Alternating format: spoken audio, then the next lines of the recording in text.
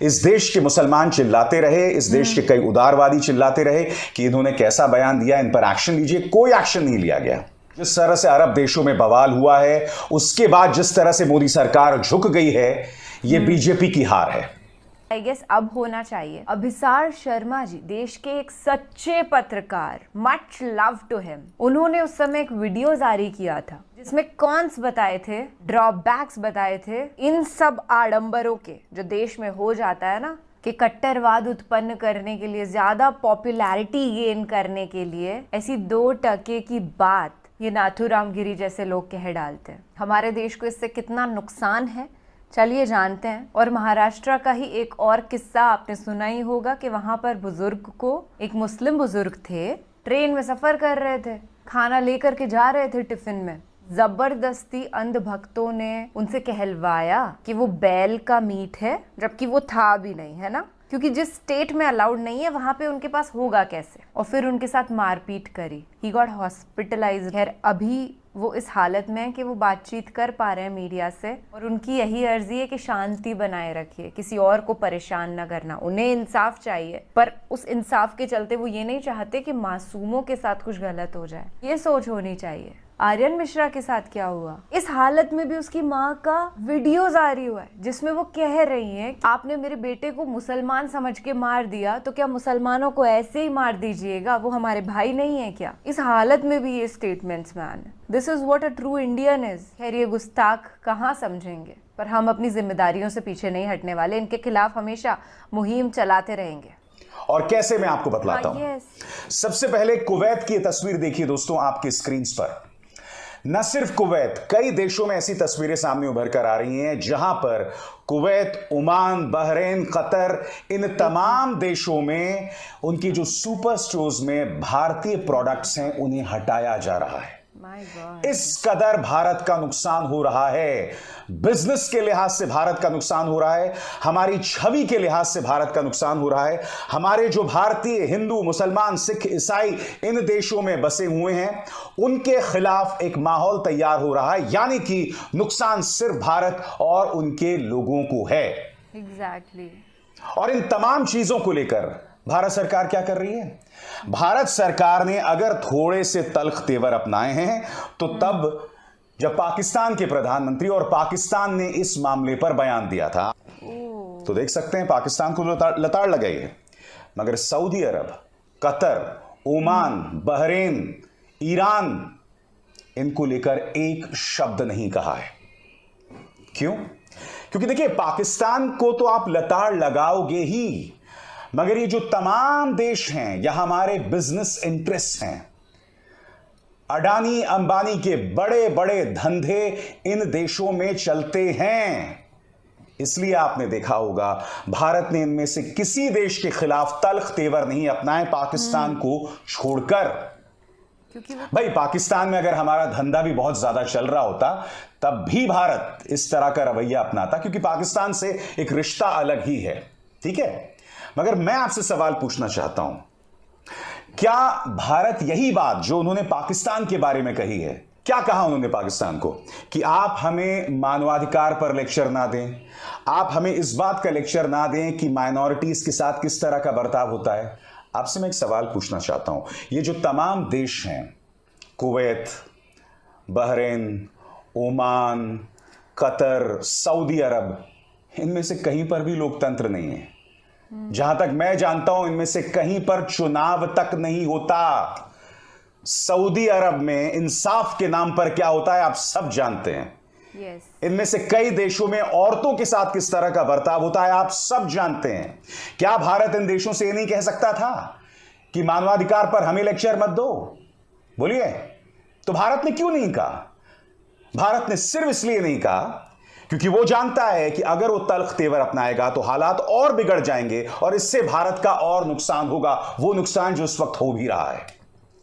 जी हां, ये कैसा नुकसान हो रहा है कुछ देर बाद मैं आपको और बताऊंगा दोस्तों, मगर जैसे कि मैंने कार्यक्रम की शुरुआत में आपको बताया कि इससे भारतीय जनता पार्टी को आखिरकार फायदा मिलेगा। कैसे, मैं आपको बतलाता हूं दोस्तों। भाजपा दो किस्म की सियासत करती है। पहली सियासत भड़काओ, डराओ, मसलन नुपुर शर्मा ने जो बयान दिया, जब उसने बयान दिया, इस पर बीजेपी ने काफी देर तक कोई एक्शन नहीं लिया। इस देश के मुसलमान चिल्लाते रहे, इस देश के कई उदारवादी चिल्लाते रहे कि इन्होंने कैसा बयान दिया, इन पर एक्शन लीजिए। कोई एक्शन नहीं लिया गया। फिर क्या हुआ? नुपुर शर्मा के इस भड़काऊ बयान के चलते इसकी प्रतिक्रिया होती है कानपुर में। वहां दंगे भड़क जाते हैं। मगर उत्तर प्रदेश की आदित्यनाथ सरकार किन को गिरफ्तार करती है? वो सिर्फ धर्म विशेष के लोगों को गिरफ्तार करती है। आप गिरफ्तारियों की उस पूरी लिस्ट को देखिए, जिनकी संपत्तियां कुर्क की जा रही हैं, उस पूरी लिस्ट को देखिए। उसमें आपको सिर्फ एक धर्म के लोग दिखाई देंगे। यह है भाजपा की पहली रणनीति, यानी कि इनके प्रवक्ता भड़काऊ बयान देंगे और माइनॉरिटीज भड़क जाएंगी, वो अपनी तरफ से अनाप शनाप काम करेंगे और नतीजा आपके सामने है। जबकि आप जानते हैं कानपुर में दूसरी तरफ से भी पत्थर मारे गए थे। अब इसमें कहीं ना कहीं समझदारी जो है वो माइनॉरिटीज की भी है। भाई तुम क्यों भड़कते हो? ये तो इनका खेल है। इस तरह के बयानात देना खेल है। किसान आंदोलन के दौरान क्या हुआ था? किसान पहुंचा भी नहीं था, आप उन्हें देशद्रोही, खालिस्तानी, लगातार आप तमाम चीजें बतला रहे थे, लगातार भड़का रहे थे। और उसका कुछ असर हम पंजाब में देख सकते हैं। आप जो लगातार पिछले 1-1.5 साल से किसानों को बदनाम कर रहे थे, सिखों को बदनाम कर रहे थे, उनमें से कईयों में नाराजगी है। बिल्कुल होगी यार। और ये बदनाम कौन कर रहा था? ये भाजपा का प्रचार तंत्र कर रहा था, उनका पालतू मीडिया लगातार कर रहा था। आपको इनकी सोच को समझना पड़ेगा। पहली इनकी रणनीति है भड़काओ और उससे राजनीतिक फायदा पाओ, फूट डालो, राज करो। आसान सा खेल है। अब उनकी दूसरी रणनीति पर आते हैं। दूसरी रणनीति क्या है कि नुपुर शर्मा को उन्होंने पद से हटा दिया। अब आप ये सोचेंगे भाई इसको लेकर भाजपा को नुकसान होगा, क्योंकि उनका समर्थक कहेगा कि देखिए अरब देशों के सामने मोदी जी झुक गए, ये तमाम चीजें। मगर ये संदेश उनके समर्थकों को तक कैसे जाएगा? ये तभी जाएगा जब उनका पालतू मीडिया इन तमाम चीजों की बात करे। अब क्या होने वाला है मैं आपको बताता हूं। नुपुर शर्मा को हटा दिया गया। अब यहां पर नुपुर शर्मा को पीड़ित के तौर पर पेश किया जा रहा है और उसके जरिए हिंदुओं को पीड़ित के तौर पर पेश किया जा रहा है। कैसे? कि देखो इन अरब देशों के जवाब में एक बीजेपी की महिला प्रवक्ता को हटा दिया गया, हिंदुओं पर कैसा अत्याचार हो रहा है। यानी कि पहली रणनीति भड़काओ, दूसरी रणनीति खुद को विक्टिम बताओ, पीड़ित बताओ और इसके जरिए सहानुभूति हासिल करो। कायदे से मीडिया को क्या सवाल पूछना चाहिए था?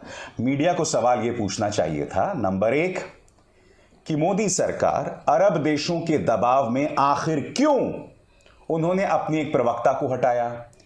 मोदी सरकार ने अगर अपनी एक प्रवक्ता को हटाया, वो प्रवक्ता जो इस्लाम की तौहीन कर रही थी, क्योंकि देखिए इस्लाम की तौहीन में, मुसलमानों की तौहीन में ही बीजेपी की राजनीति है, तो कायदे से गोदी मीडिया को यह भी सवाल पूछना चाहिए था कि भाई नुपुर शर्मा की क्या गलती थी? क्योंकि नुपुर शर्मा तो वही कर रही थी ना जिससे बीजेपी को वोट्स मिलते हैं या गोदी मीडिया को टीआरपी मिलती है। इनमें से किसी ने वो सवाल नहीं किया। किसी ने भी बीजेपी के किसी नेता या प्रधानमंत्री को कटघरे में नहीं रखा। सीधा सा सवाल पूछा जाना चाहिए था कि अरब देशों के दबाव के सामने आप झुक गए। आप क्यों झुक गए? आपने देश की नाक कटवा दी। क्या किसी मीडिया ने सवाल पूछा? नहीं पूछा। मैं आपको बताता हूं मीडिया क्या सवाल पूछ रहा था। यह पत्रकार जिसने तिहाड़ जेल में पत्रकारिता का नाम रोशन किया है, वो किस तरह के कार्यक्रम कर रहा था? चौधरी तिहाड़ी है वो। भारत और हिंदू धर्म का अपमान माफ है, देखिए डीएनए। और अब देखिए क्या क्या खबरें हुई हैं। कानपुर गदर पर क्यों कूदा कतर? कश्मीर में हत्याएं शांति दूतों को नहीं दिखती। पंजाब में फिर सक्रिय टुकड़े टुकड़े गैंग। अमेरिका में टीचर पढ़ाएंगे, गन भी चलाएंगे। पहली 3 चीजों पर गौर कीजिए। कानपुर गदर पर क्यों कूदा कतर? कतर कूदा, मगर क्या इन्होंने ये सवाल उठाया कि कतर गए थे हमारे उपराष्ट्रपति? हमारे उपराष्ट्रपति को अपना प्रेस कॉन्फ्रेंस कैंसिल करना पड़ा, अपना डिनर कैंसिल करना पड़ा। क्या इन्होंने सीधे कतर को इसको लेकर सवाल उठाए? क्या उन्होंने इस बात को लेकर सवाल उठाए भारत सरकार से, विदेश मंत्रालय से, कि उपराष्ट्रपति को यह तमाम चीजें कैंसिल करना पड़ा? आपने कटघरे में रखा इस बात को लेकर विदेश मंत्रालय को, मोदी सरकार को लेकर?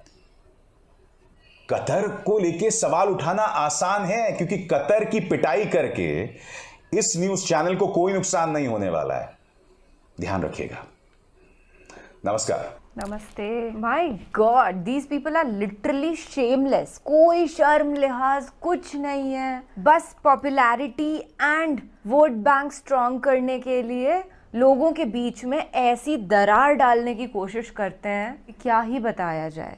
नुपुर शर्मा का क्या स्टेटमेंट मैंने सुन रखा है कि उसने क्या बोला था, तो वो चीज़ चुभती है, बहुत बुरा लगता है जब भी सुनते हैं तो, कि ये दंगे फसाद करवा रही है, मरेंगे आम हिंदू मुसलमान, इन्हीं चीजों से सारे दंगे भड़कते हैं। कन्हैया लाल अंकल इन्हीं गलत फहमियों के चलते मारे गए ना। रामगिरी का इसीलिए मैंने स्टेटमेंट भी नहीं सुना, भाड़ में जाए ऐसा घटिया जीव, धरती पर बोझ कहूंगी मैं, क्योंकि ये माफी भी नहीं मांगते। अगर आप बयानबाजी उल्टी सीधी कर रहे हो, सामने आकर के आप माफी मांगिए, कहिए मुझसे बहुत बड़ी गलती हुई है, और वो इनके स्टेटमेंट्स भी पॉपुलैरिटी गेन करने चाहिए, तब तो जाकर के माहौल सुधरेगा। पर अकल होवे तो ऐसे स्टेटमेंट ही पास ना करें ना। अंतरराष्ट्रीय तौर पर भारत को कितना नुकसान होता है, भारत वासियों को, इंडियंस हमारे भाई जो अरब देशों में जाकर के बसते हैं, किसी भी धर्म से वो बिलोंग करते हैं, उनको कितना नुकसान होता है ये नहीं समझते। बस इनको अपनी उस वक्त का मजा लूटना है, उसके जरिए पैसे कमाने हैं, फेमस होना है, और ये सक्सेसफुल है अपने मिशन में। बिल्कुल ही निंदनीय इनकी हरकतें हैं और हम क्रिटिसाइज करते रहेंगे। आपकी क्या विचारधारा है, प्लीज कमेंट सेक्शन में बताइए, मैं सुनना चाहती हूँ कि क्या हमारी सोच मिलती है। चलिए, ख्याल रखिएगा अपना और अपने सभी घर वालों का, खुश रहिएगा, महफूज रहिएगा, और धार्मिक राजनीतिक दंगों में, इंटरपर्सनल कनेक्शन में मत फंसिएगा, क्योंकि लोग बड़े अंधभक्त हैं भैया। अंधे मुरीदों का भरोसा नहीं कर सकते हो आप। नमस्कार।